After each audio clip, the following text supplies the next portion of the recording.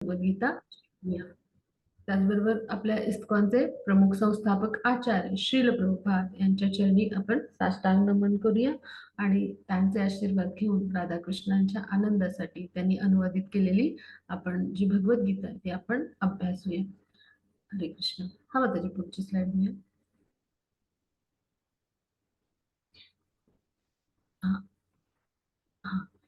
त्यानंतर आपण हे जे अर्चविग्रह आहेत, जे राधा कृष्ण जे आहेत, तर त्यांचे आपण आताच त्याचं दर्शन घेतलं. तर हे भगवान श्रीकृष्णांच्या वेगवेगळ्या ज्या लीला आहेत, तर त्यानुसार हे अर्चविग्रह आहेत. तर अशीच एक सुंदर जी लीला होती, तर त्या संदर्भातला अर्चविग्रह. तर आपण जे राधा कृष्ण आहेत, तर त्यांच्या चरणी आपण सादर प्रणाम करूया आणि त्यांचेही आशीर्वाद घेऊया आणि आपण पुढच्या अभ्यासाला सुरुवात करूया. हा मग आता अध्याय जो 16वा होता, तर त्याच्यामध्ये आपण अभ्यासलं होतं की आसुरी गुण कोणते आहेत किंवा राक्षसी गुण कोणते, आपण जे अभ्यासले होते ते. आणि मग आसुरी स्वभाव वैशिष्ट्य काय असतात आणि मग त्यानंतर जे आसुरी स्वभावाचे जे असतात मनुष्य, ते कशा पद्धतीचं कर्म करतात आणि मग त्या कर्माचे फलदायी परिणाम काय आहेत, मग त्यांना कशा पद्धतीचं त्याचा फलदायी परिणाम जे असतात, तर त्यानुसार त्यांचं जे गंतव्य असतं ते कशा पद्धतीचं असतं, त्यांची अधोगती होते, उन्नती होते, हे सगळं आपण अभ्यासलं होतं. आता पुढे जाऊ आपण. हा म्हणते हा. आता अर्जुनाने या 17व्या अध्यायात काय काय माहिती घ्यायचा प्रयत्न केलाय, आपण थोडक्यात समजून घेऊ. की अनधिकृत उपासना म्हणजे भगवान जे आहे, तर त्यांच्याविषयी शास्त्रामध्ये जे नाही त्यापेक्षा वेगळी उपासना केली तर त्या साधकाचं गंतव्य काय असतं, त्या भक्ताचं गंतव्य काय असतं.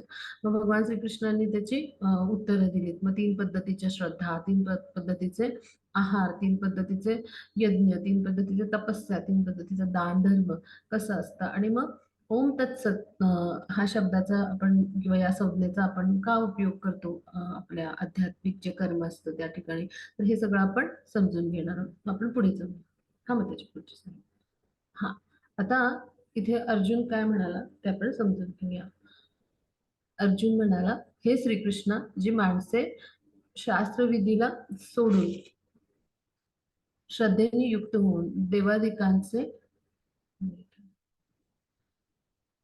पूजन करतात, त्यांची मग स्थिती कोणती, सात्विकी, राजसी की तामसी, अशा पद्धतीने अर्जुनाने प्रश्न विचारला.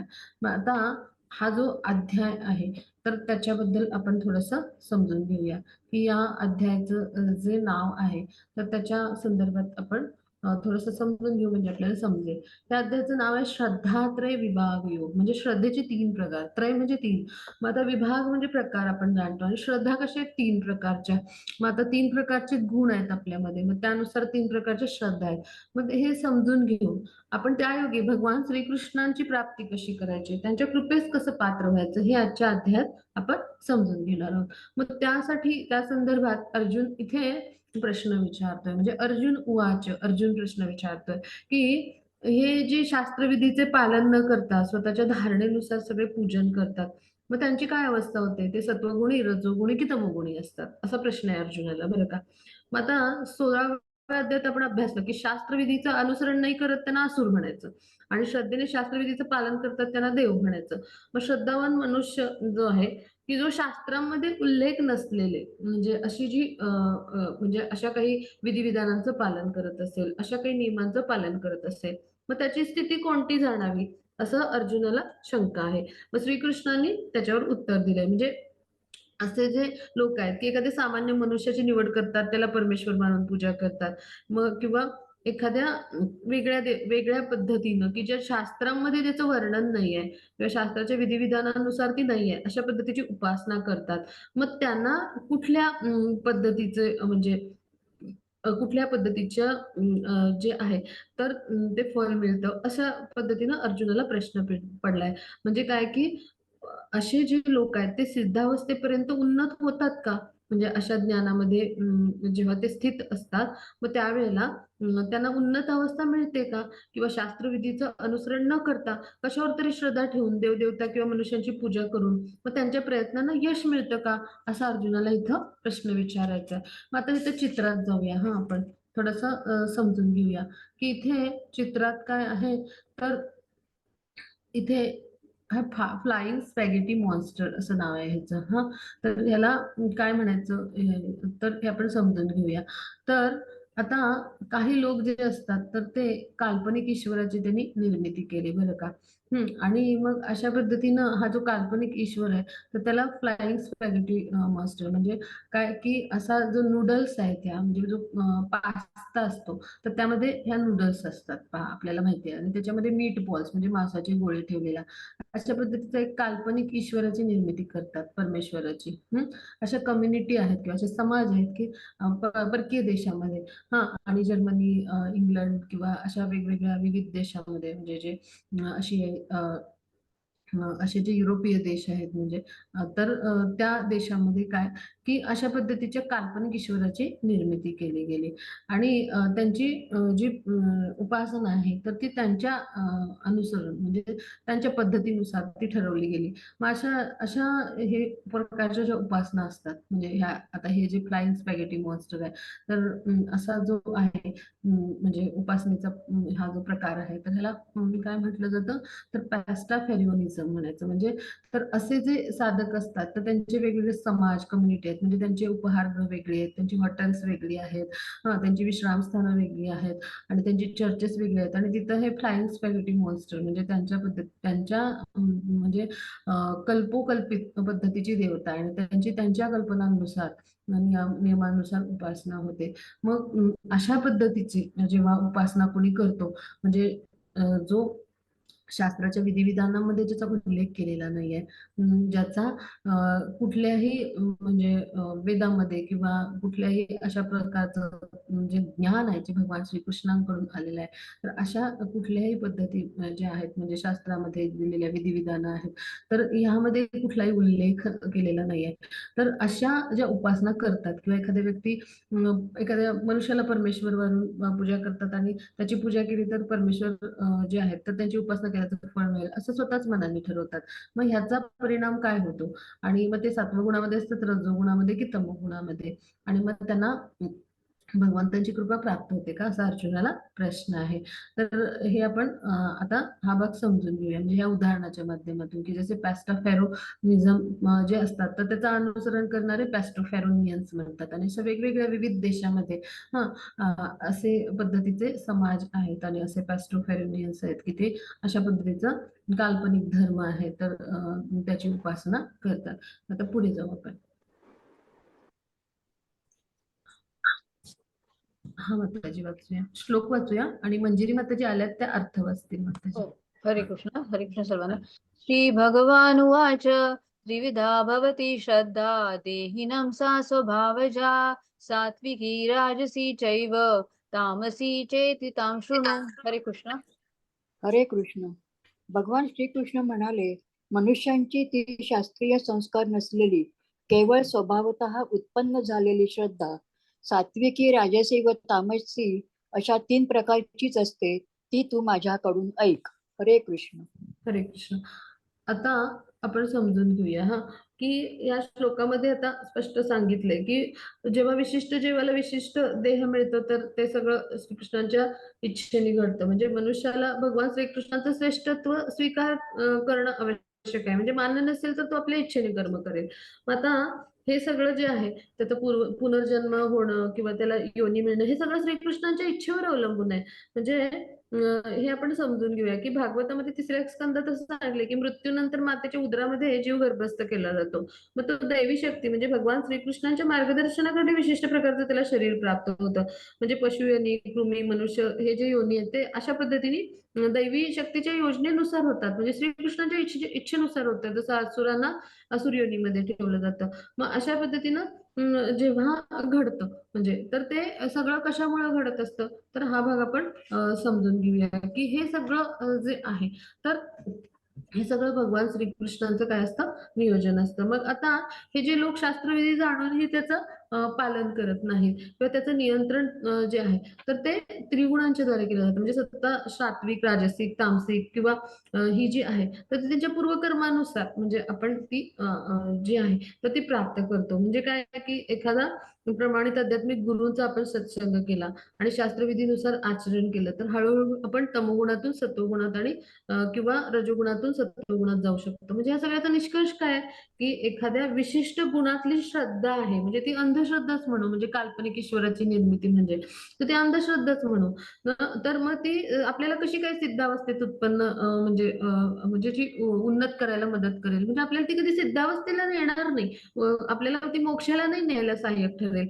तर तसं का होईल, तर आपण प्रमाणित जे आध्यात्मिक गुरु आहेत किंवा प्रमाणित आहेत, तर त्यांच्या संगतीनं, दक्षतेनं, अत्यंत काळजीपूर्वक आणि चातुर्यानं सगळ्या गोष्टींचा विचार करून आपण उच्चतर गुणांपर्यंत म्हणजे शुद्ध सत्व गुणांपर्यंत कसं स्थित व्हायचं हा प्रयत्न केला पाहिजे. पण अशा पद्धतीनं आपण जी अशा प्रकारची जो उपासना केली की जी आपल्या इच्छेनुसार आहे, तर त्या म्हणजे उपासनेला आपण अंधश्रद्धाच म्हणू.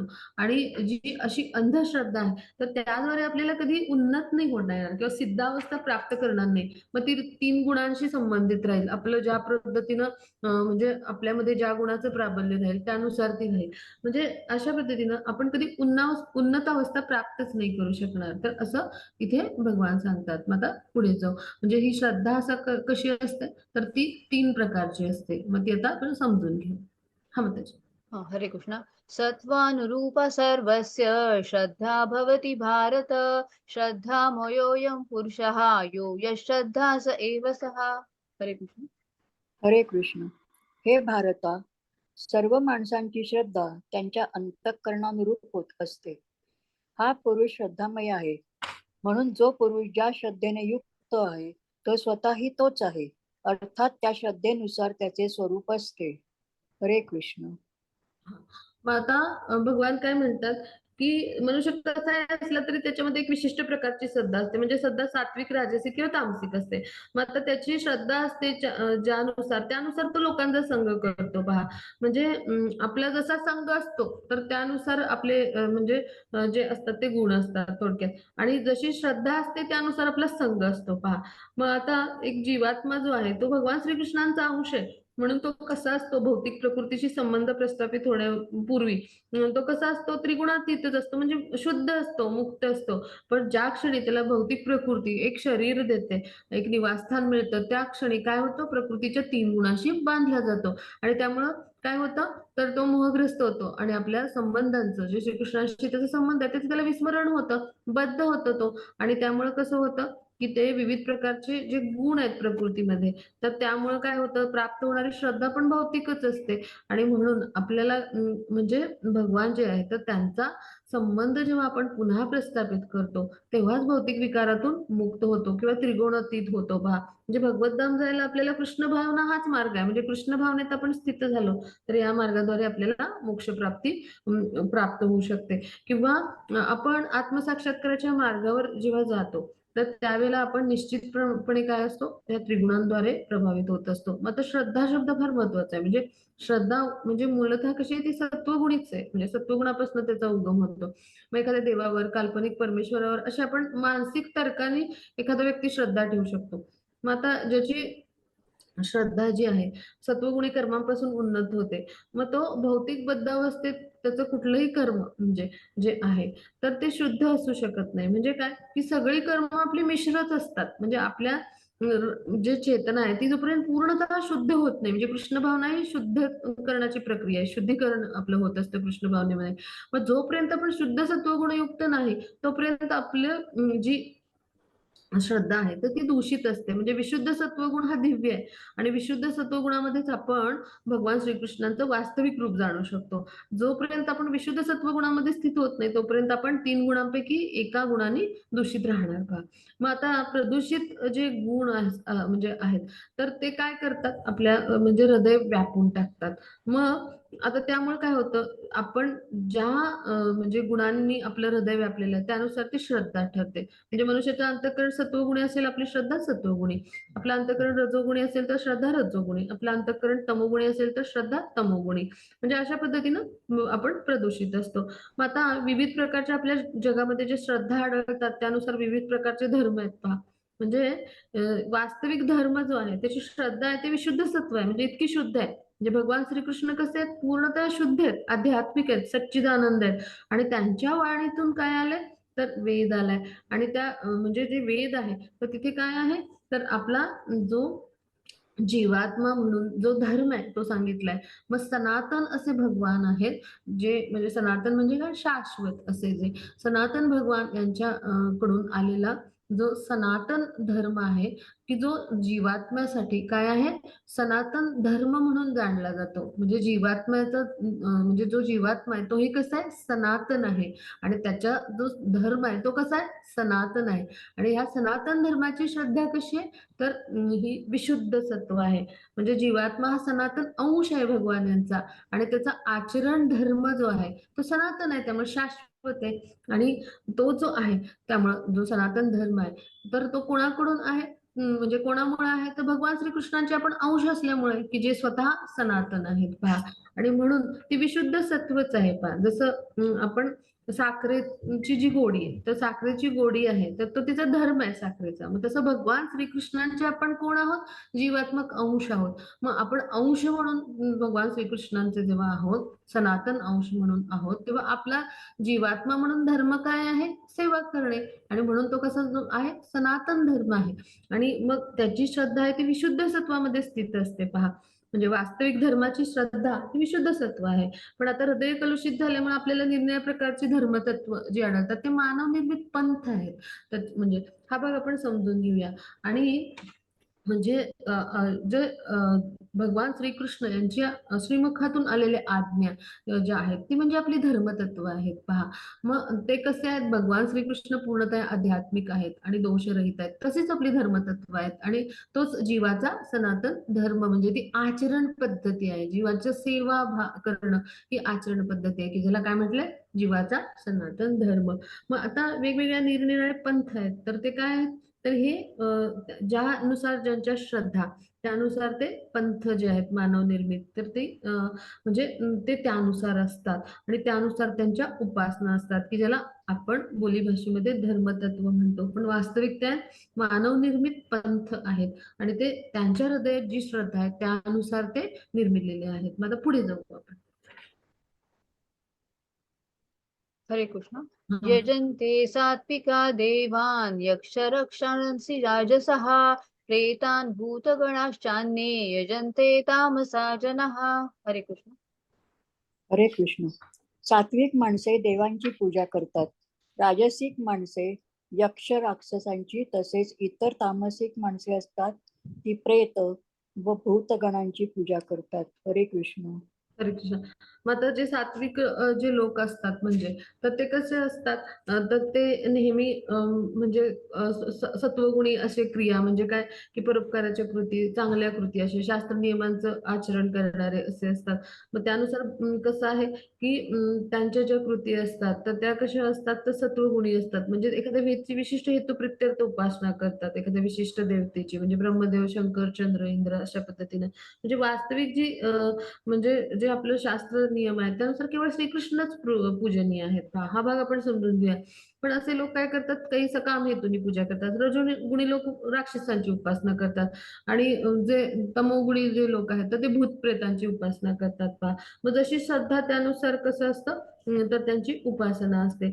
आणि त्यानुसार त्याचं फळ असतं. पण जोपर्यंत आपण म्हणजे विशुद्ध सत्व जे आहे तर त्या गुणामध्ये स्थित होत नाही, म्हणजे शुद्ध सत्व गुण म्हणतो, तोपर्यंत आपल्याला भगवान श्रीकृष्ण आहे ते समजत नाहीत. जेव्हा मनुष्य शुद्ध सत्वामध्ये स्थित होतो ना, तेव्हा तो वासुदेवांचं पूजन करतो. म्हणजे त्याच्या मुखात श्रीकृष्णांचं नाम येतं, असं भागवतामध्ये म्हटलंय पहा. आणि असा जो दिव्यत्व प्राप्त झालेला पुरुष असतो तोच भगवान श्रीकृष्णांची उपासना करू शकतो. आता आपण पुढे जाऊ. हा माताजी. हरे कृष्ण. 17.5.6 जे कठोर तपस्या आणि तपश्चर्या शास्त्रात सांगितलेली नाहीत ते अभिमान, अहंकार, वासना आणि आसक्ती यांच्यामुळे करतात. जे उत्कटतेने प्रवृत्त होतात आणि जे आपल्या शरीराच्या अवयवांना तसेच आत वास करणाऱ्या परमात्म्याचा छळ करतात त्यांना राक्षस म्हणतात. हरे कृष्ण. हरे कृष्ण. मग जे असे आहेत की दंभानी आणि अहंकाराने काय होतात, की शास्त्रसंमत नसलेली उग्र कठोर तपस्या करतात बरं का. म्हणजे ते कशामुळे त्यांचा अभिमान अहंकार असतो ना, आणि त्यांच्या ज्या न संपणाऱ्या इच्छा आसक्ती असतात, काही अंतस्थ हेतून करतात पहा. मग अशा ज्या असतात, तर त्यामुळे ते शरीराच्या अवयवांना, तसंच बरोबर आत जो परमात्मा असतो आपल्या हृदयात, त्याचा छळ करतात ना, त्याला त्रास देतात. मग त्यांना राक्षस म्हणायचं. असुरी प्रवृत्तीचे लोक असतात, आपल्या स्वार्थासाठी हेतुपूर्वक ती उपासना करतात, की जसं इथे चित्रात पहा, हिरण्यकश्यपू आहे, त्यानं काय केलं होतं, हे जे आहे, तर हे त्यांनी जे आहे तर ते कठोर तप केलं होतं. तर त्याला काय करायचं होतं, तर सगळे त्रिलोकावर त्याचं म्हणजे जे राज्य होतं, आणि त्याला विष्णूंना मारायचं होतं. त्याचा हिरण्याक्ष बंधूला जे आहे तर ते विष्णूंनी मारलं होतं. म्हणजे भगवान श्रीकृष्णांचा तो अवतार आहे, स्वांश अवतार.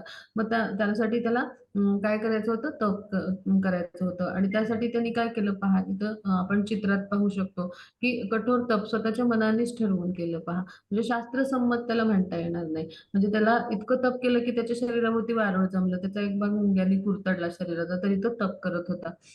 पक्ष्यांनी त्याचा मांसल भाग शरीराचा असा म्हणजे खाण्यासाठी घेऊन गेले. म्हणजे अशा पद्धतीनं त्यानं तप केलं होतं. अघोरी तपस्या, कठोर तप म्हणतो. आता हा माणूस त्याने अर्ध गाडून घेतले स्वतःला. मग आत असलेल्या परमात्म्याचा तो छळ करतो, किंवा इथे पण पहा, हा घुसमटून जाईल. आपल्या मनानेच हा काय करतो, की अशा पद्धतीनं आपण परमात्मा जो आहे आपल्या हृदयात, तर त्याला काय करतो, क्लेश देत असतो. किंवा रावणाने काय केलं, ते शंकरांना खुश करण्यासाठी त्यांच्याकडून त्याला वरदान हवं असतं, तर संपूर्ण कैलास पर्वतच उचलून धरला आपल्या डोक्यावर. म्हणजे अशा पद्धतीची जी उपासना असते ना, की जे अभिमान अहंकार आणि आपल्या वासना आणि आसक्ती यामुळे ते उत्कटतेने करतात. मग शरीराच्या अवयवांना त्रास देतात आणि परमात्म्याचा पण छळ करतात. आणि असं जे असतं, म्हणजे जे त्यांचा व्यवहार, तर हे काही त्यांचं शास्त्रसंमत आचरण नाही. म्हणजे वेदांमध्ये ह्याला कधीही कुठेही याला संमती नाहीये म्हणजे. तर हा भाग आपण समजून घेऊया. म्हणजे भगवंत अशा कृत्यांना कधीच संमती देत नाही.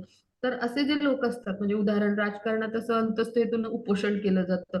मग अशा मार्गाने काय केलं जातं, उपोषणामुळं म्हणजे ते काय करतात, अशा लोकांना आपल्या इच्छांशी सहमत करायला भाग पाडतात. मग कधी-कधी उपोषणामुळे ते आजारी पडतात, हॉस्पिटलमध्ये ॲडमिट करा अशी वेळ येते. म्हणजे हे सगळं काय आहे, नंतर त्या आसक्तीपोटी केलेलं असतं. मग असे कृत्य करणाऱ्या लोकांना आसुरी प्रवृत्तीच म्हटलंय. आणि अशी प्रदर्शनं जेव्हा करतात लोक, म्हणजे जे शास्त्रसंमत उपासना नाहीये, त्या पद्धतीनं कठोर तपस्या करून ते श्रीकृष्णांचा अपमानच करतात. म्हणजे वेदांची अवज्ञाच केली जाते इथं पहा. म्हणजे मनस्थिती, म्हणजे अशा मनस्थितीचे जे लोक असतात, ते शास्त्राच्या विधिविधानांचं पालन करत नाहीत. शास्त्रांची उपेक्षा आणि अवज्ञा करून स्वनिर्मित जे तप आहेत, स्वनिर्मित तपस्या आहे, त्याचं आचरण करतात. मग भगवान श्रीकृष्ण जे आहेत, तर त्यांना अशा गोष्टी मान्य नाहीत. म्हणजे काय, की भगवान श्रीकृष्ण जे आहेत, तर त्यांनी जे काही उपदेश दिलेत, तर त्यानुसार वेद आणि शास्त्रामध्ये म्हणजे जे काही आहे, त्या भगवान श्रीकृष्णांचे उपदेश किंवा त्यांच्या श्रीमुखातून आलेल्या आज्ञा आहेत, आणि ती धर्मतत्व आहेत. त्यानुसार जेव्हा एखादा व्यक्ती कर्म करतो किंवा उपासना करतो, मग ती शास्त्रसंमत मानली जाते. अन्यथा तो काय करत असतो, परमात्म्याचा छळ करत असतो. मग वैदिक ज्ञानाचा मार्ग दाखवणारे जे आध्यात्मिक गुरु आहेत, त्यांचं जर असे जे असुरी प्रवृत्तीचे लोक असतात, त्यांनी मार्गदर्शन घेतलं, तर ते निश्चितच भौतिक जंजाळातनं मुक्त होतात. आता पुढे जाऊ आपण. हा होतं. हरे कृष्ण. भोजनही सर्वांना आपापल्या प्रकृतीप्रमाणे 3 प्रकारचे प्रिय असते आणि तसेच यज्ञ, तप व दानही 3 प्रकारची आहेत. त्यांचे हे निरनिराळे भेद तू माझ्याकडून ऐक. आयुष्य, बुद्धी, बळ, आरोग्य, सुख आणि प्रीती वाढविणारे, रसयुक्त, स्निग्ध, स्थिर राहणारे, स्वभावतः मनाला प्रिय वाटणारे असे भोजनाचे पदार्थ सात्विक पुरुषांना प्रिय असतात. कडू, आंबट, खारट, फार गरम, तिखट, कोरडे, जळजळणारे आणि दुःख, काळजी व रोग उत्पन्न करणारे भोजनाचे पदार्थ राजसी माणसांना आवडतात. जे भोजन कच्चे, रस नसलेले, दुर्गंध येणारे, शिळे आणि उष्टे असते, तसेच जे अपवित्रही असते, ते भोजन तामसी लोकांना आवडते. हरे कृष्ण. हरे कृष्ण. आता भोजन 3 प्रकारचे असते. दान, यज्ञ, तप 3 प्रकारचे असतात. आता हे सगळं विश्लेषण आपण श्रीकृष्णांकडून ऐकूया. म्हणजे आयुष्य किंवा बुद्धी म्हणजे जे आहे, तर ते वृद्धिंगत करतो. जो असा आहार असतो, जो बळ, आरोग्य, सुख आणि संतोष प्रदान करतो. मग तो जो आहार असतो, रसयुक्त असतो किंवा स्निग्ध असतो, पौष्टिक असतो, हृदयाला आनंद देणारा असं असतो आणि मनाला प्रिय वाटणारं असं जे भोजन असतं, ते सात्विक जे लोक असतात त्यांना आवडतं पहा. इथे चित्रात पहा, केळीच्या पानावर सगळ्या प्रकारच्या चवी आहेत पहा. मग हा सात्विक सात्विक आहार जो आहे तो सात्विक लोकांना आवडतो.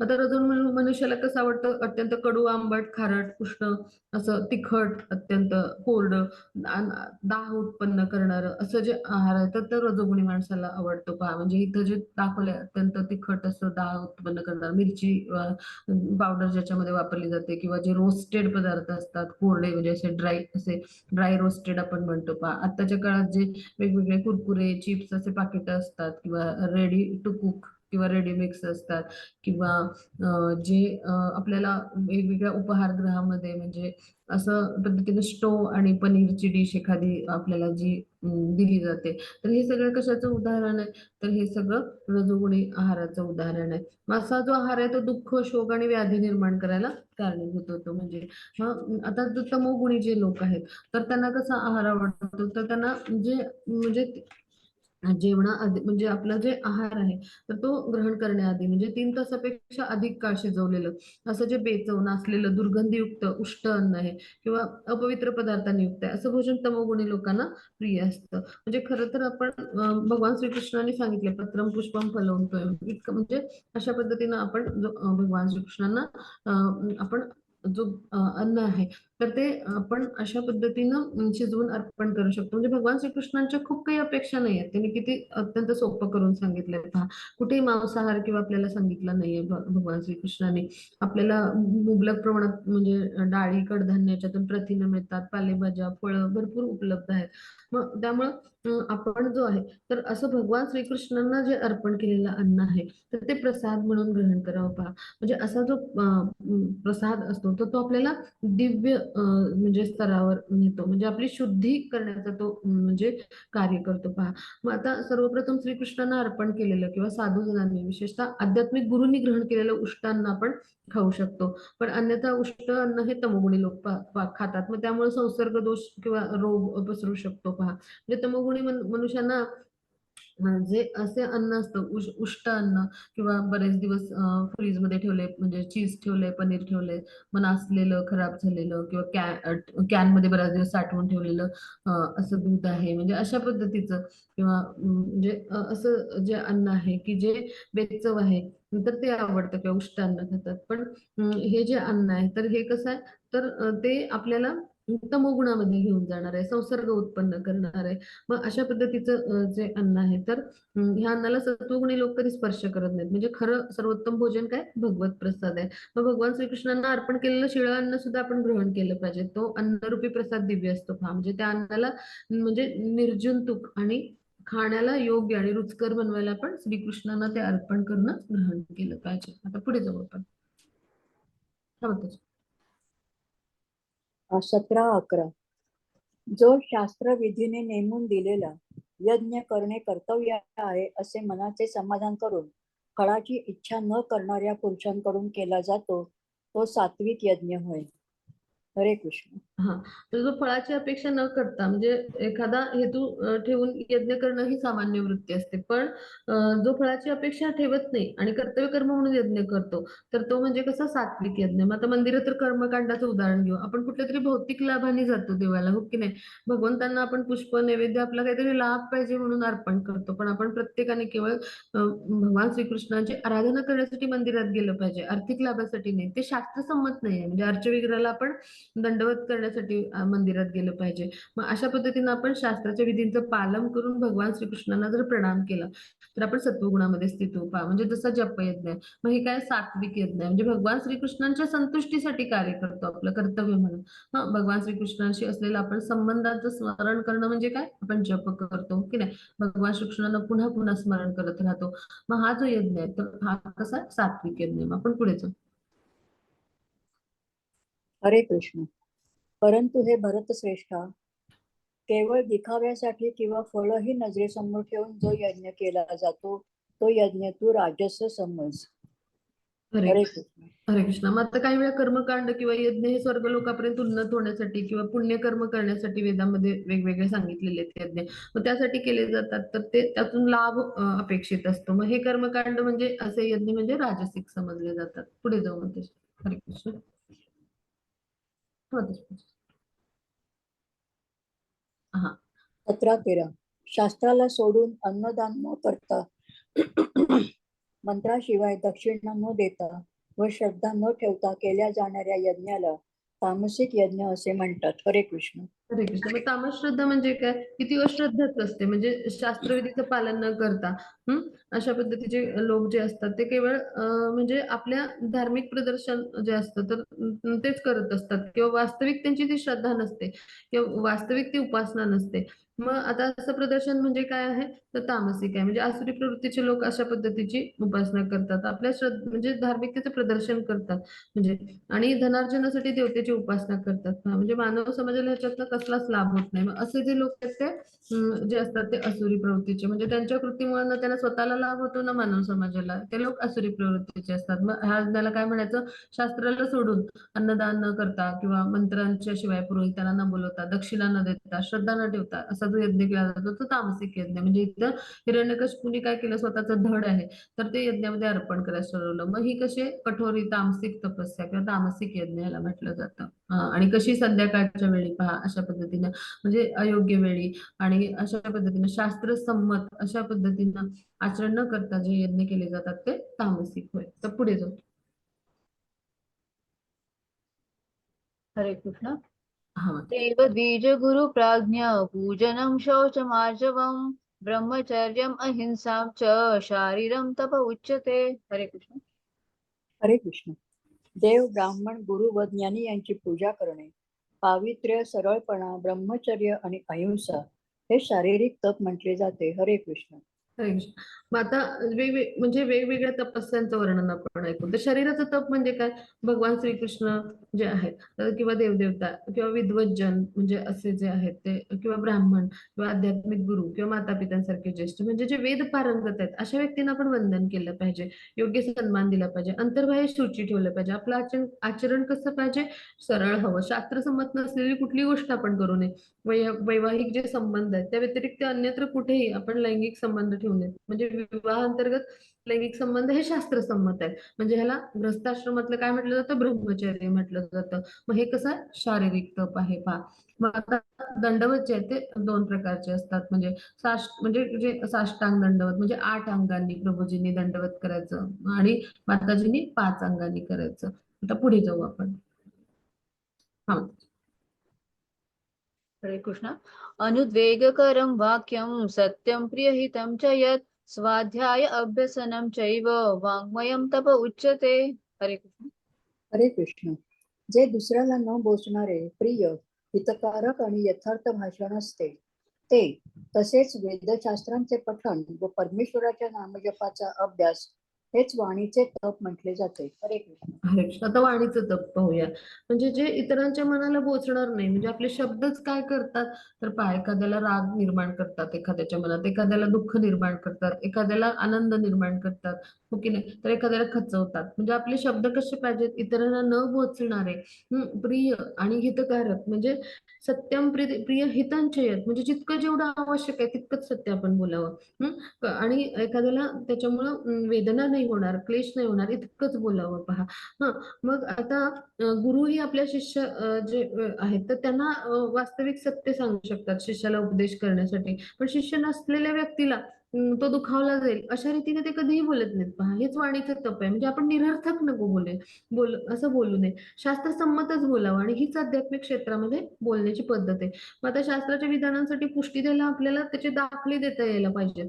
मग त्यासाठी काय करायला पाहिजे? आपण तर वेदांचं अध्ययन करायला पाहिजे. वेद कसे आहेत? अमर्याद आहेत. मग वेद पठण अध्ययन आपण केलं तर ज्ञानामध्ये उन्नत होऊ पहा. मग आपलं बोलणं कसं पाहिजे? कर्णमधुर पाहिजे. आणि अशा पद्धतीनं अशा जेव्हा चर्चा करू एखाद्या व्यक्तीशी तेव्हा त्याला पण लाभ होईल आणि समाजातला पण व्यक्तींना लाभ होईल. म्हणजे अशा पद्धतीनं सर्वांची उन्नती होईल असं आपलं संभाषण पाहिजे. मग ह्याला म्हणायचं वाणीचं तप. आणि असं यथार्थ भाषण जे शास्त्रसंमत आहे आणि परमेश्वराचं नामजप आणि वेद पठण, म्हणजे अशा पद्धतीनं आपण जेव्हा तपस्या करतो, ही म्हणजे स्वाध्याय आपण म्हणू त्याला, आणि त्याचबरोबर नामजप ही पण तपस्या आहे. मग त्याद्वारे आपण शुद्ध होत जातो. तर ह्याला म्हणायचं वाणीचं तप. मग आता पुढे जाऊ आपण. हरे कृष्ण. 17-16. आणि शांतता, साधेपणा, गुरुत्वाकर्षण, आत्मनियंत्रण आणि विचारांची शुद्धता ही मनाची तपस्या आहे. हरे कृष्ण. मग आता शांतता, समाधान, सरळपणा, गांभीर्य, आत्मसंयम हे भावशुद्धी करणार आहे, म्हणजे मनाचं तप. म्हणजे मानसिक तप म्हणजे काय, तर आपल्या मनाला इंद्रिय तृप्तीतून विरक्त करायचं. म्हणजे मनाला मग आपल्याला प्रशिक्षण द्यावं लागेल, की ज्यामुळे काय होईल, की आपलं मन जे आहे तर ते सदैव म्हणजे कसं, की जे इतरांचं हित कसं साधता येईल या चिंतनात राहील. मग मनाला योग्य प्रशिक्षण म्हणजे आपल्या विचारांचं गांभीर्य. मग कृष्ण भावनेपासून आपण विचलित होता कामा नये. इंद्रिय तृप्ती आपण टाळायला हवी. मग मनाचं शुद्धीकरण करणं म्हणजेच काय, कृष्ण भावनेची पद्धत आहे. मग इंद्रिय जे आहेत तर ती सतत इंद्रिय विषयांचं चिंतनच करणार. मग अशा पद्धतीने इंद्रिय त्यांचं काम करतच राहतील पहा. मग आपण जे आपलं जे मन आहे तर ते आपण म्हणजे जेव्हा मनामध्ये विचार असतात वेगवेगळ्या प्रकारचे, तेव्हा इंद्रिय विषयांचंच मन चिंतन करत असतं, इंद्रिय भोगांचं. आणि जितका विचार करू तेवढं मन तृप्त असतं. मग इंद्रिय तृप्ती करण्यासाठी मनाला काय केलं पाहिजे, वेगवेगळ्या ठिकाणी आपण गुंतवलं पाहिजे. तरच काय होईल, की जे आहे मन, तर ते वेगवेगळे जे विचार आहेत तर ते करण्यापासून प्रवृत्त होईल. अन्यथा मनाचं कार्य कसं आहे, माकडासारखं आहे, एका फांदीवरून दुसऱ्या फांदीवर. म्हणजे असे एक विचार आला की दुसरा विचार. मग यासाठी सर्वोत्तम उपाय काय, म्हणजे मन कधी समाधानी आपलं होतच नाही.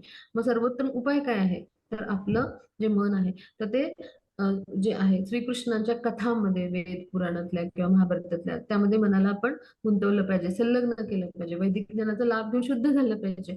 आपण दुटप्पी असता कामा नये. आपण कसं आहोत, आपण सदैव म्हणजे मौन असं बाळगलं पाहिजे, की म्हणजे काय, की कृष्ण भावनाभावित व्यक्ती हा यथार्थ रूपानं मौनी असतो. म्हणजे काय, की अनावश्यक बोलणं टाळलं पाहिजे, निरर्थक बोलणं टाळलं पाहिजे. जे श्रीकृष्णांच्या सेवेसाठी आवश्यक आहे तितकंच तेवढंच आपण बोललं पाहिजे. मग हे जे आहे तर हे कसं आहे, तर वाणीचं आपल्या तप आहे, की ज्यामुळे काय होतं, आपण व्यवहारामध्ये अत्यंत सरळ राहतो आणि इंद्रिय उपभोगापासून विरक्त राहतो. मग म्हणजे ह्याला म्हणायचं मनोनिग्रह. आणि त्यामुळे जीवन शुद्ध होतं. मग हे अशा पद्धतीचं जे तप असतं त्याला म्हणायचं मानसिक तप असं म्हणायचं. आता इथे चित्रात पहा, जे शुकदेव गोस्वामी आहेत ते आईच्या गर्भामध्ये 16 वर्ष राहिले होते. मग ते जेव्हा बाहेर पडले, म्हणजे त्यांना श्रीकृष्णांनी काय सांगितलं, की ते बाहेर पडत नव्हते. आणि मग त्यांना ह्या भौतिक प्रकृतीमध्ये येऊन आपण मोहग्रस्त होऊ, म्हणजे गुंतून पडू. आणि त्यामुळं त्यांना बाहेर यायचं नव्हतं आईच्या गर्भातून. मग त्यांना श्रीकृष्णाने सांगितलं, की तू माझा भक्तच आहेस, तू बिलकुल काळजी करू नको, आणि तू बाहेर ये. तेव्हा ते बाहेर आले. मग ते मुक्त पुरुषच होते पहा. मग ते तिथून धावत सुटले. मग ते जसे आपण जन्मावस्थेमध्ये असतो, म्हणजे संपूर्ण म्हणजे जे शरीर आहे तर तर त्याच्यावर म्हणजे एकही वस्त्र नव्हतं आणि ते धावत सुटले. मग एका सरोवरापासून धावले. तर त्यांच्या पाठीमागून त्यांचे जे पिता आहेत तर ते व्यासमुनी धावत होते पहा. मग ह्या स्त्रियां ज्या होत्या तर त्यांनी म्हणजे जे व्यासमुनी आहेत त्यांना पाहून वस्त्र धारण केले. पण हा जो विशुद्ध म्हणजे जो आत्मा होता, म्हणजे ते मुक्त पुरुष होते, शुकदेव गोस्वामी हे. आणि त्यांना पाहून त्यांना बिलकुल लज्जा किंवा म्हणजे अशा पद्धतीचा भाव निर्माण झाला नाही. म्हणजेच काय, की शांतपणा, साधेपणा आणि विशुद्ध म्हणजे जे असतात आत्मे, तर त्यांच्यामध्ये विचारांची शुद्धता असते. मग हे काय, मानसिक तप, की ज्याचं उदाहरण काय, म्हणजे असे जे होते तर ते कोण होते, आत्मसंयम असणारे किंवा निग्रह असणारे असे कोण होते, शुकदेव गोस्वामी. मग ही भागवतामध्ये कथा आहे ते.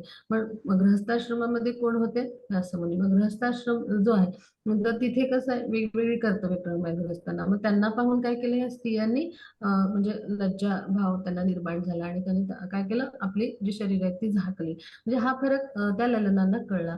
मग हे कशावरून समजतं, तर एखाद्याच्या मनाची शुद्धता आणि आत्मनियंत्रण. म्हणजे आता गृहस्थाश्रमात जरी असले तरी व्यासमुनी भगवान श्रीकृष्णाचा शक्त्यावेळेस अवतार आहेत. म्हणजे ते पूर्णपणे कसे होते, मुक्त पुरुषच होते. पण हा जो भाव आहे, विचारांची शुद्धता, ह्याला काय म्हणायचं, मानसिक तप. हे या कथेतून आपण समजतो. आता पुढे जाऊ. हरे कृष्ण. श्रद्धया परया तप्तं तपस्त्रिविधं नरैः अफलाकाङ्क्षिभिर्युक्तैः सात्विकं परिचक्षते. हरे कृष्ण. हरे कृष्ण. फळाची इच्छा न करणाऱ्या योगी पुरुषांकडून अत्यंत श्रद्धेने केलेल्या वर सांगितलेल्या तिन्ही प्रकारच्या तपाला सात्विक तप म्हणतात. हरे कृष्ण. हा, आता फळाची इच्छा न करता योगी पुरुषांकडून अत्यंत श्रद्धेने, म्हणजे भौतिक लाभाची कुठलीही इच्छा न ठेवता अशा पद्धतीचं ते तप केलं जातं. 3 पद्धतीचं तप म्हणजे.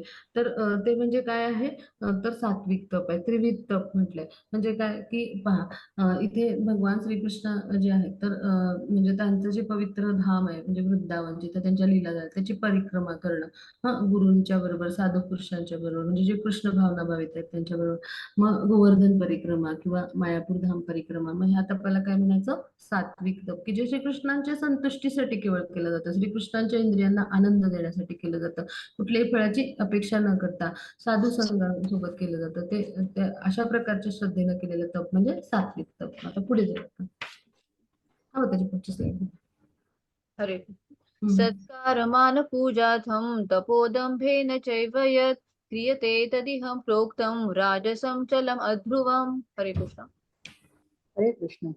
जे तप, सत्कार, मान व पूजा होण्यासाठी तसेच दुसऱ्या काही स्वार्थासाठीही स्वभावाप्रमाणे किंवा पाखंडीपणाने केले जाते, ते अनिश्चित तसेच क्षणिक फळ देणारे तप येथे राजसिक असे म्हटले आहे. हरे कृष्ण. मग आता सत्कार, मान आणि पूजा म्हणजे हे कशासाठी वाटतं लोकांना, तर तो त्यांचा अहंकार असतो, दंभ ज्याला म्हटलंय. तर इतरांना आकर्षित करण्यासाठी, त्यांच्याकडून पूजा, मान, सन्मान प्राप्त होण्यासाठी, मग असं जे तपस्या केली जाते त्याला रजोगुणी असं म्हणायचं. तप म्हणजे लोकांना कडून पूजलं जाण्यासाठी, मग ते धनार्पण करतील, मग स्वतःचे पाय धुवून घेतील, मग अशा तपाचं जे आचरण करतात, म्हणजे ते जे आहेत अशा कृती, तर त्या करणारे लोक हे रजोगुणी किंवा राजस तप असतं. या कृत्रिम योजना असतात, त्याची फळं क्षणिक असतात आणि ती कधीच स्थायी नसतात. आता पुढे जाऊया. म्हणून त्याला काय म्हणले, अनिश्चित आणि क्षणिक फळ देणार. हरे कृष्ण. मूढाग्राहेण आत्मनो यत् पीडया क्रियते तपः परयोत्साधनार्थं वा तत्तामसमुदाहृतम्. हरे कृष्ण. हरे कृष्ण. जे तप मूर्खतापूर्वक हट्टाने मन, वाणी आणि शरीर यांना कष्ट देऊन किंवा दुसऱ्यांचे अनिष्ट करण्यासाठी केले जाते, ते तप तामसिक म्हटले गेले आहे. हरे कृष्ण. हरे कृष्ण. म्हणजे स्वतःच्या आत्म्याला पीडा देऊन, म्हणजे परमात्मा म्हणजे जो आहे, तर जे आहे ते भगवान आपल्या शरीरात तर आहेतच उपस्थित. त्याचबरोबर आपला जो आत्मा आहे तो पण आहे भगवान श्रीकृष्णांचा सनातन अंश आहे. त्याला पीडा देऊन इतरांच्या म्हणजे विनाशासाठी किंवा इतरांना व्यथित करण्यासाठी जे मूर्खपणाने, हट्टानं केलं जातं, हो ना, अशा पद्धतीचं दुसऱ्याचं अनिष्ट करण्यासाठी केलं जातं, त्याला म्हणायचं तामसिक तप. म्हणजे हिरण्यकशिपू सारख्या राक्षसांनी काय केलं, असं अविवेकी तप केलं. अमर होऊन देवताचा पराजय करायला खडतर तपस्या केली आणि वरदान त्यानं प्राप्त केलं ब्रह्मदेवांकडून. आणि मग शेवटी भगवान श्रीकृष्णांनी अवतार धारण करून त्याचा संहार केला. म्हणजे अशा अशक्यप्राय गोष्टींसाठी तपस्या म्हणजे ते तामसिक तप. मग त्यासाठी त्यांना अशी तपस्या केली होती भाव उभे राहून. मग हे जे आहे ते तामसिक तप असं म्हटलं जातं. मग पुढे जाऊ आपण. हरे कृष्ण.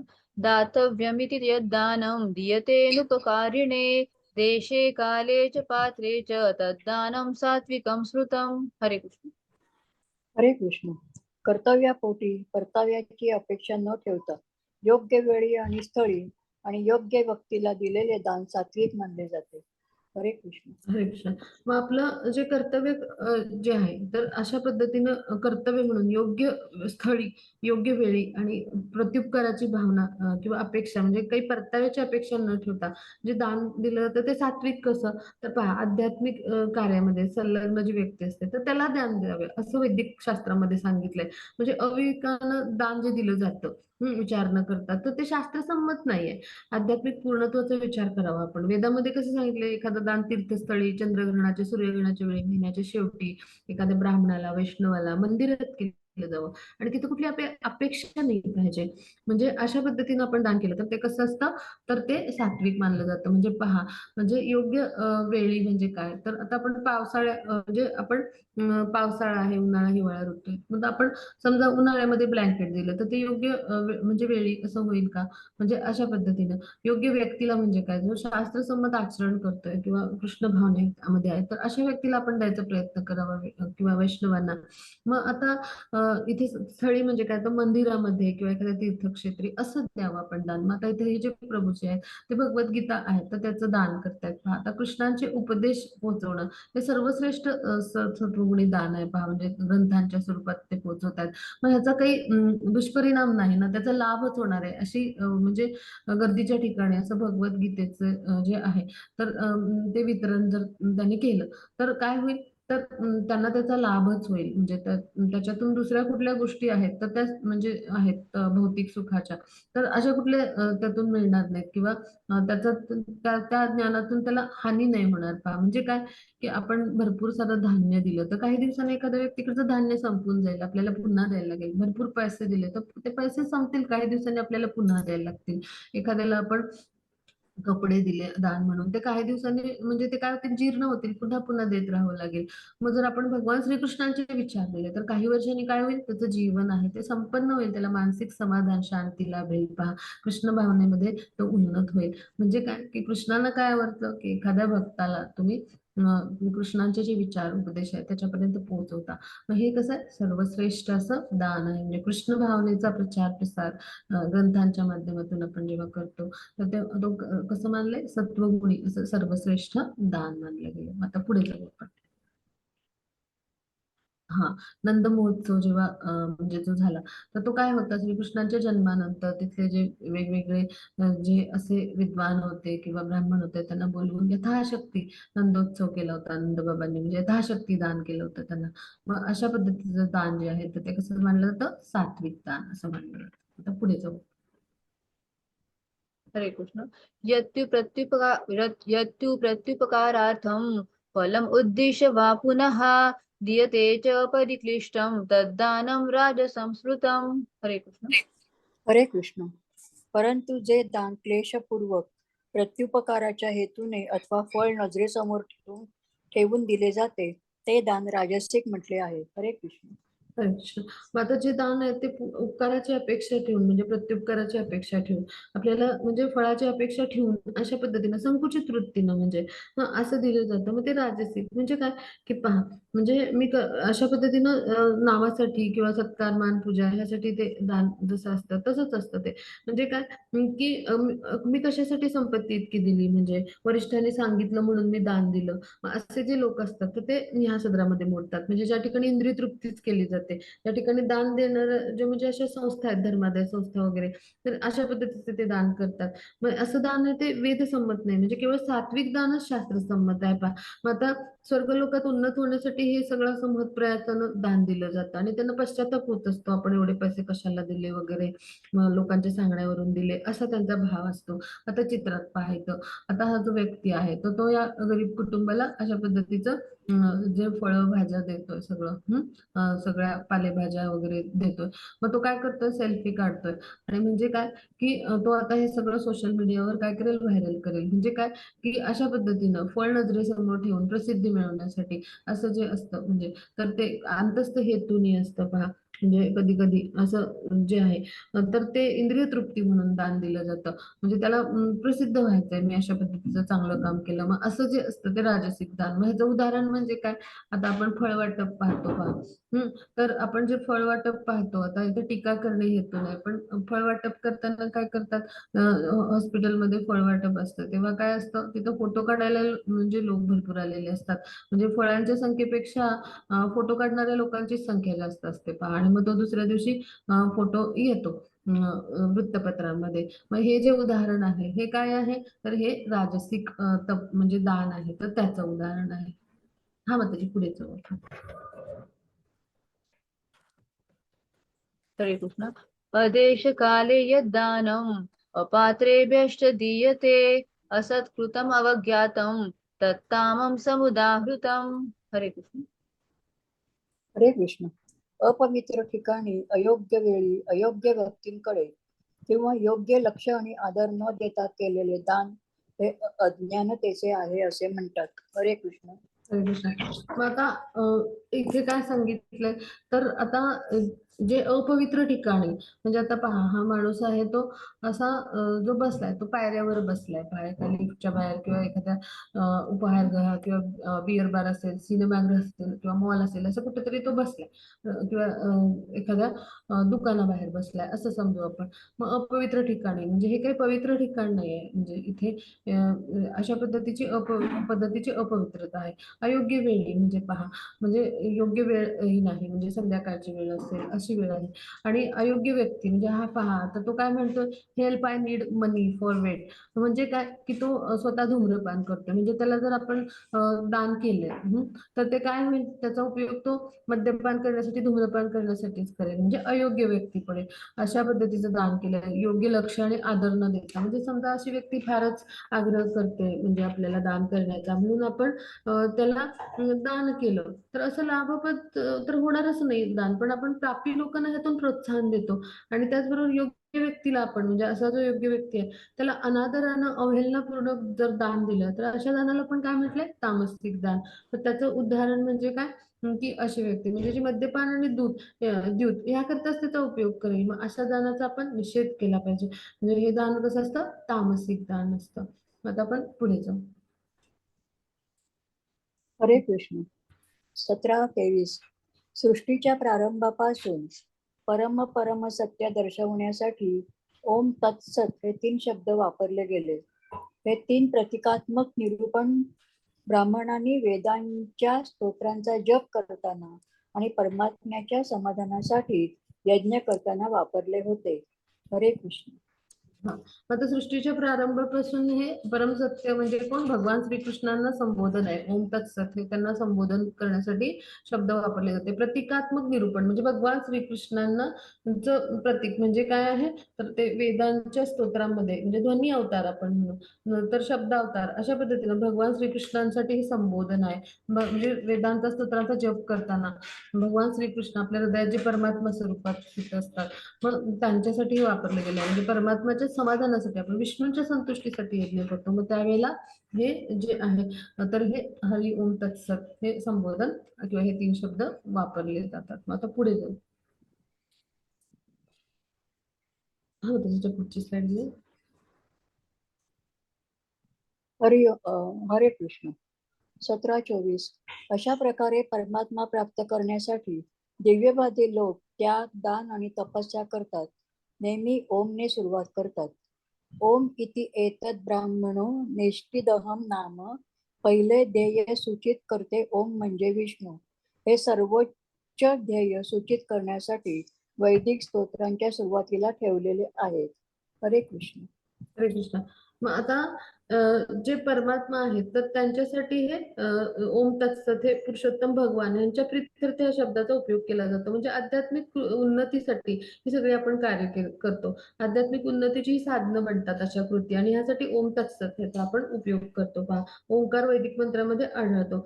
मग आता ओम तत्सत यापैकी ओम शब्द जो आहे तर तो वैदिक मंत्रांच्या आणि भगवान जे आहे तर त्यांच्यासाठी म्हणजे जो आहे तर तो वापरला जातो. मग आता हा कशातून घेतलाय, तर वैदिक मंत्रामध्ये हा जो शब्द आहे तर हा जो आहे ऋग्वेदातून आता आलाय. म्हणजे ओम इथे येतात ब्रह्मणो निर्दिष्टम नाम. म्हणजे काय, की पहिलं ध्येय म्हणजे काय, आपलं विष्णूंच्या संतुष्टीसाठी आपण यज्ञ करतो.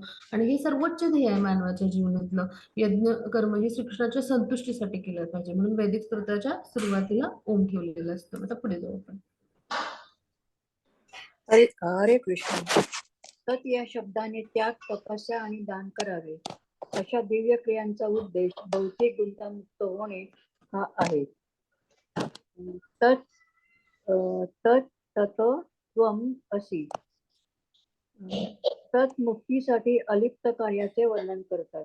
या क्रियाकलाप भौतिक परिणामांकडे दुर्लक्ष करून केले जातात. हरे कृष्ण. मग आता तत् हा शब्दाने त्याग, तपस्या म्हणजे हे सगळं म्हणजे यासाठी हे वापरलं जातं.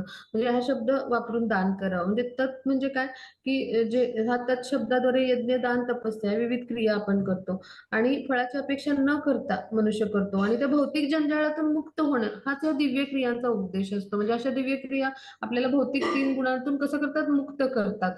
आणि हा 3 गुणांच्या बंधनातून मुक्त होणं हाच उद्देश असतो. मग आता तत्त्वम असी, मग हे जे आहे तर हे दुसरं सूचक आहे. म्हणजे छांदोग्य उपनिषदातून हे घेतलंय. म्हणजे दुसरं लक्ष काय, तर आपलं जे आहे तर भौतिक जंजाळातून मुक्त होण्यासाठी हे यज्ञ दान तप हे दिव्य क्रिया केले जातात. मग हे आपलं दुसरं उद्देश आहे, हे मुक्तीसाठी म्हणजे केलं जातं, मोक्ष प्राप्तीसाठी केलं जातं. आणि असं जे कार्य आहे तर ह्या कार्याचं वर्णन जे आहे तर हे यातून होतं पहा. म्हणजे भौतिक इथं कुठले परिणाम आहेत तर ते इथं विचार केले जात नाही, तर मुक्तीसाठी मोक्षासाठी म्हणजे आध्यात्मिक स्तरावर कार्य केलं जातं, की ज्या दिव्य कार्याद्वारे आपण भौतिक जंजाळातून भौतिक प्रकृतीच्या 3 गुणातून मुक्त व्हावा हेतू असतो. मग ते तत् या शब्दाने दर्शवलं जातं. त्यातून काय दर्शवलं जातं? त्याग, दान, तपस्या. म्हणजे दुसरं सूचक झालं. आता तिसरं पाहू आपण.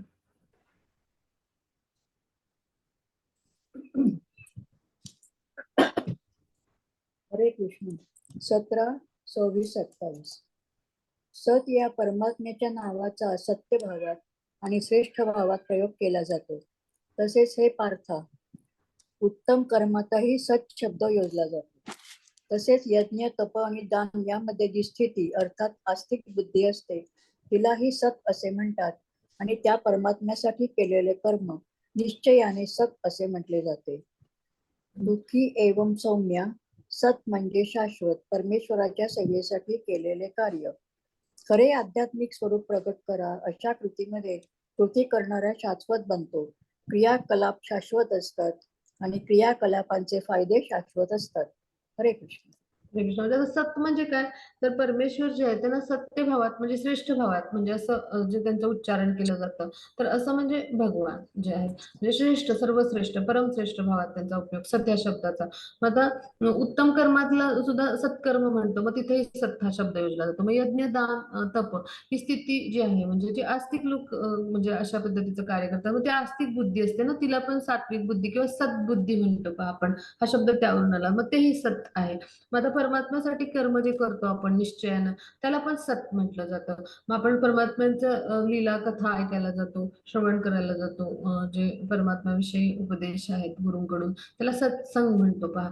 मग अशा पद्धतीने हे शब्दाचा म्हणजे या वापर असा केला जातो किंवा उपयोग केला जातो. म्हणजे काय की ओम तत्सत या मंत्राचं उच्चारण कशासाठी तर सद्भावे, साधुभावे हे शब्द काय दिव्य स्तराचं आपल्याला निर्देशन करतात. म्हणजे कृष्ण भावनामयत कर्म यालाच म्हणजे करणं ह्यालाच सत्व असं म्हटलंय. म्हणजे कृष्ण भावनामयत कर्माचं ज्ञान असणारा व्यक्ती साधू पुरुष म्हटलंय.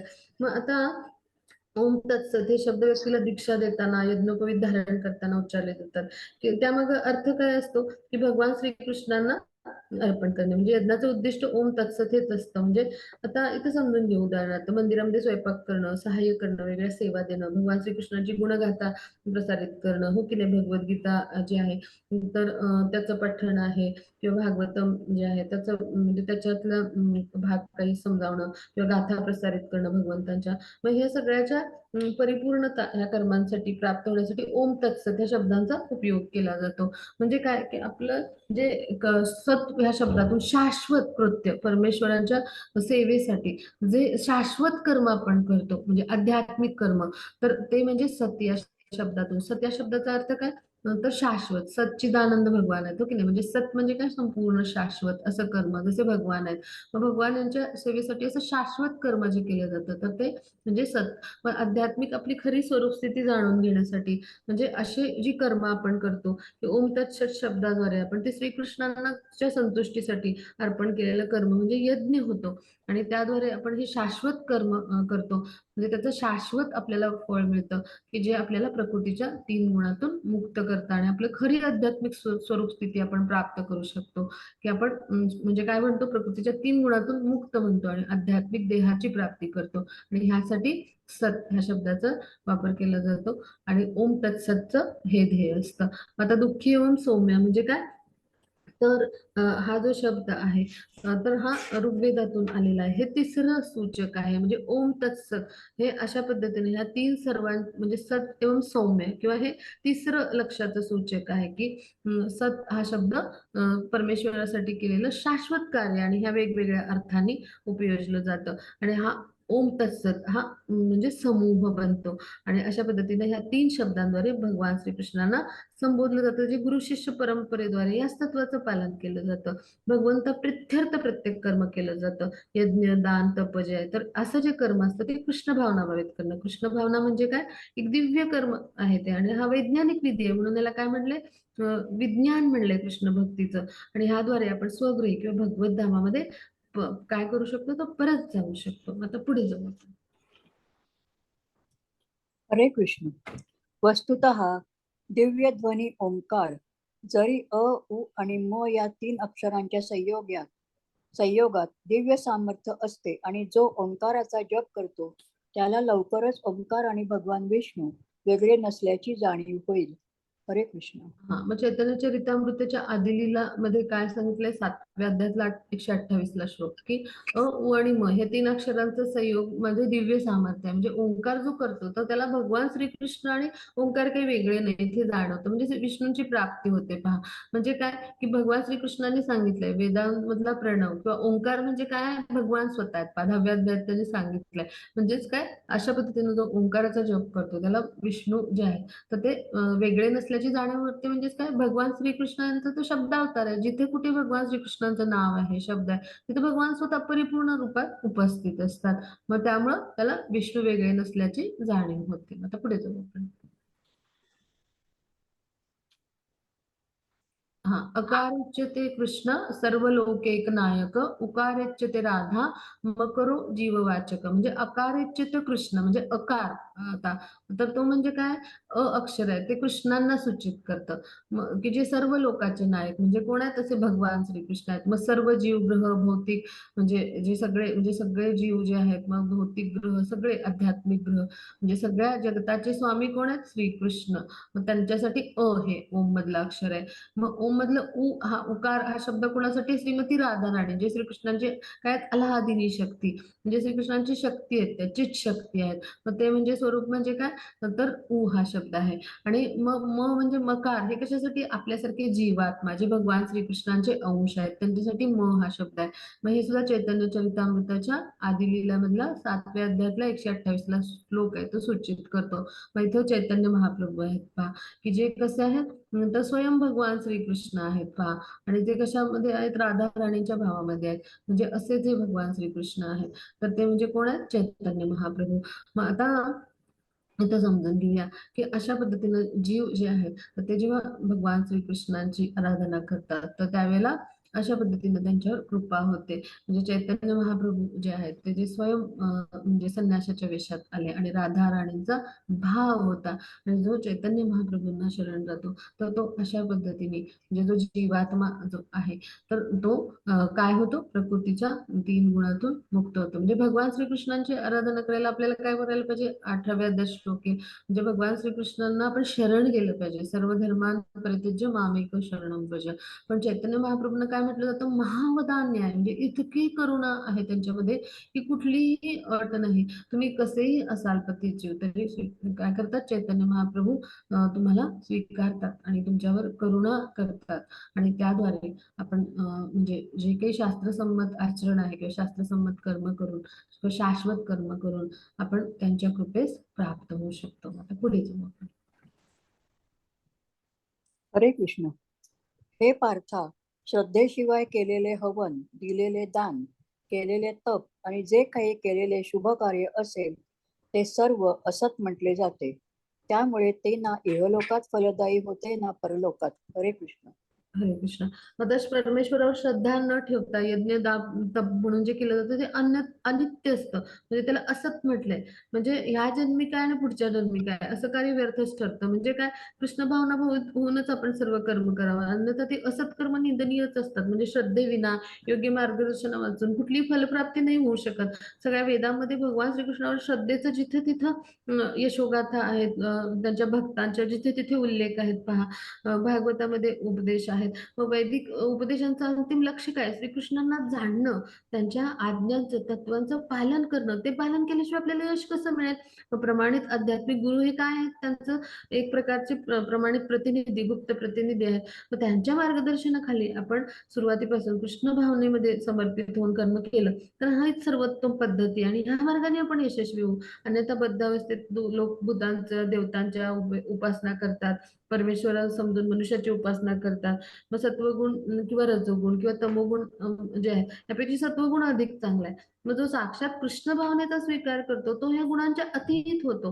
म्हणजेच काय, अशा पद्धतीने शुद्ध भक्तांच्या संगतीमध्ये आपण कृष्णांचं म्हणजे जे भक्त आहेत, शुद्ध भक्त, त्यांच्या मार्गदर्शनाखाली आपण त्यांच्या संघामध्ये कृष्ण भावनेचा स्वीकार केला तर हा सर्वोत्तम विधी आहे आणि याप्रमाणे आपल्याला यश मिळू शकतं. म्हणजे सर्वप्रथम आपण प्रमाणित आध्यात्मिक गुरुचा शोध घेतला पाहिजे आणि त्याच्या मार्गदर्शनाखाली आपण प्रशिक्षण घेतलं पाहिजे आणि तर आपली श्रद्धा आहे ती श्रीकृष्णावर काय होईल, तर ती स्थिर होईल. आपल्याला ती श्रद्धा प्राप्त होईल आणि जेव्हा श्रद्धा कालांतरानं परिपक्व होते तेव्हा त्याला भगवत प्रेम असं म्हटलं पाहिजे. म्हणजे भगवत प्रेम म्हणजे काय, आपल्यासारख्या जीवांचं परम लक्ष आहे. म्हणून आपण काय केलं पाहिजे, कृष्ण भावनेचा स्वीकार केला पाहिजे आणि हाच आजच्या अध्यायाचा सारांश आहे. इथे आपला अध्याय संपला. कोणाला काही शंका असेल तर विचारू. हरे कृष्ण. हा, मग त्याची रेकॉर्डिंग स्टॉप केली.